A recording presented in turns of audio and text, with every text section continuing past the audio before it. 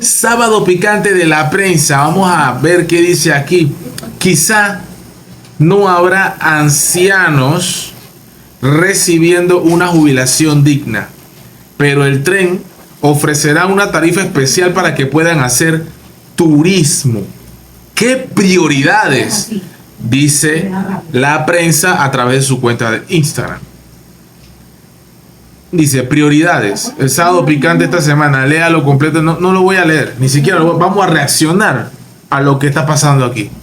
Bueno, yo ya lo he dicho incansable cantidad de veces. Cuando se trató de hacer la ampliación del metro, hubo oposición. Cuando se trató de hacer el tren, o sea, el metro que tú utilizas, también se criticó.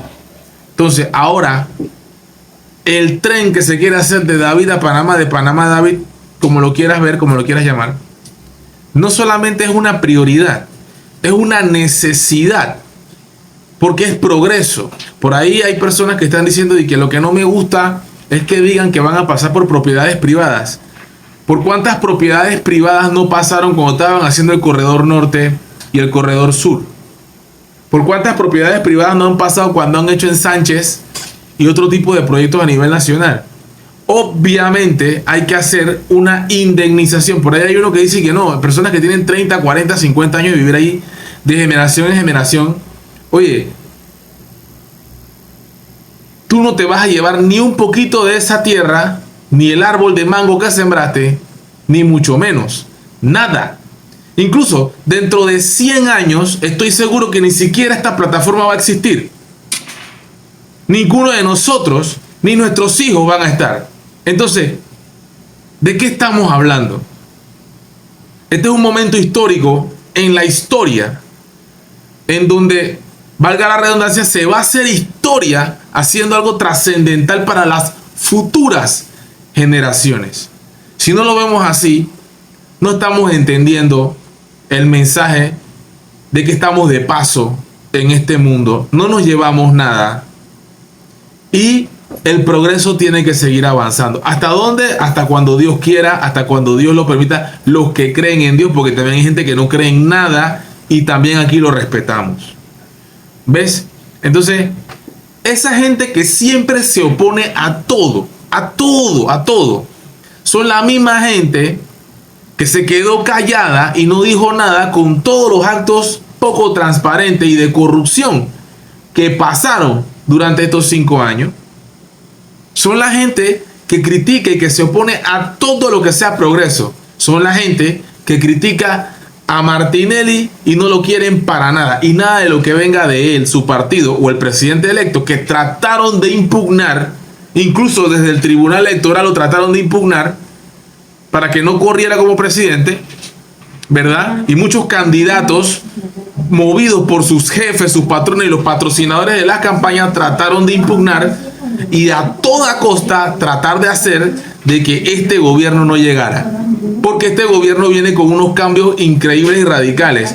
Y hay gente que se opuso, que se opone y que se opondrá a los grandes cambios que Panamá necesita.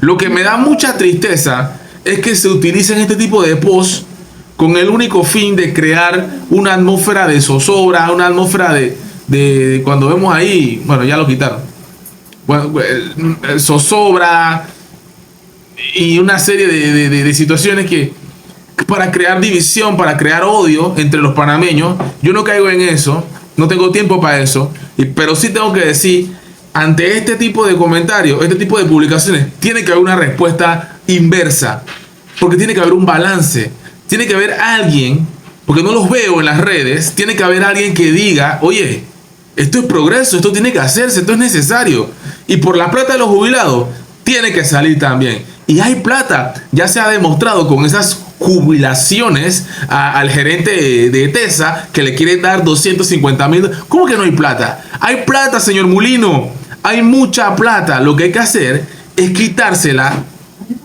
a todos los que se las han robado en estos 5 años para politiquería y para tantas cosas que no son necesarias, y dársela a nuestros jubilados, a los proyectos, a las carreteras, a lo oncológico, a lo que todo tiene que... Es que hay plata para eso y más. Panamá no es país pobre, Panamá es un país rico, pero muy mal repartido el dinero.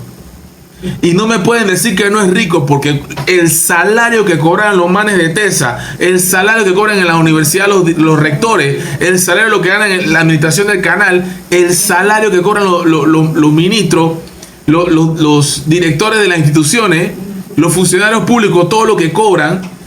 ¿Me explico? Entonces no me puede decir que no hay salario, que no hay plata. No. Y están inflando las alcaldías, están inflando las entidades gubernamentales.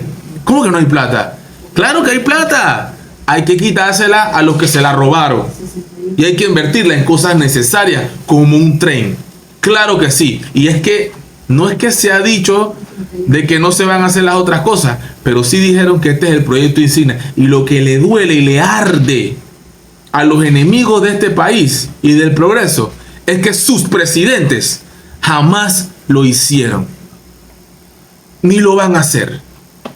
Porque solo piensan en coger la plata a dos manos y metérsela a invertirla para su propio beneficio.